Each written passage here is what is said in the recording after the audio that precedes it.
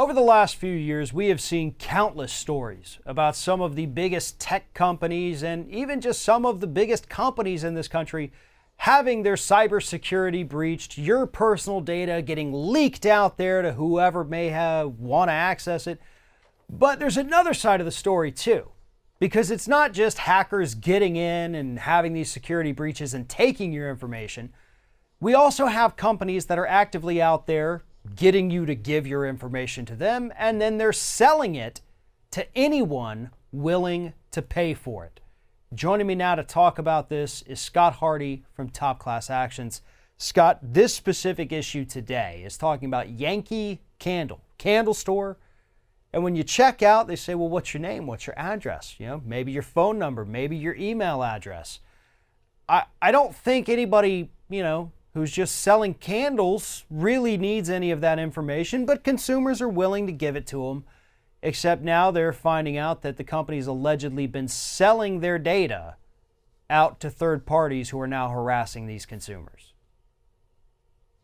Right, and it's kind of surprising because you have a lot of companies, Top Class Actions will ask for your name, will ask for some more demographic information, but we don't sell that to anybody.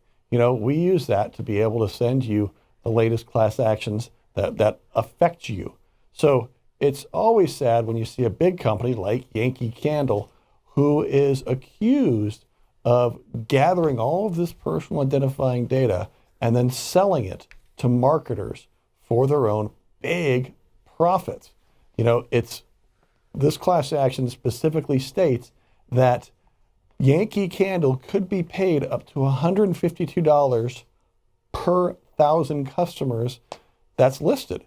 So they're creating this huge database of all of their customers that are walking through that door. The customer is giving them the information because they're hoping for, great deals on new candles or, a nice frequent shopper prize where they can get their 6th candle free. I don't know how Yankee Candle works, but they're hoping that's happening and that their information isn't getting sold to marketers who will bombard them with spam in their mailboxes, spam on their phone calls, spam everywhere, text messages everywhere, all thanks to Yankee Candle allegedly selling their data to these marketers. Well, that's what's interesting too, because a lot of companies are doing that now. You go to the checkout, they say, hey, well, do you are you part of our rewards program? Well, real quick, here, jot down your email address and your telephone number, your name and address. I'll put it in here. And what's going to happen is that once every 6 months, we're going to send you a 5% off coupon.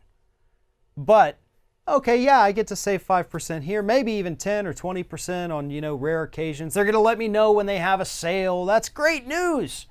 Except for the fact that, as we're finding out more and more frequently, just like with Facebook and whoever else it is, your data, the address, the phone number, the email address, that is worth millions of dollars to these corporations. And we have plenty of companies in this country that now make a lot of their money just selling your name to people.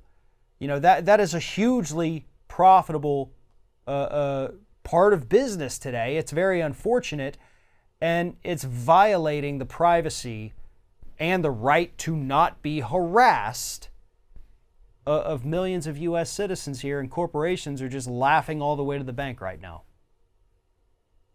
Right. It's something that's so annoying to consumers. The number one thing that people will say is really annoying is if they're going to get bombarded with phone calls. They're going to get bombarded with emails. They're going to get bombarded with print mail. I mean, it's crazy how much is still being sent out there.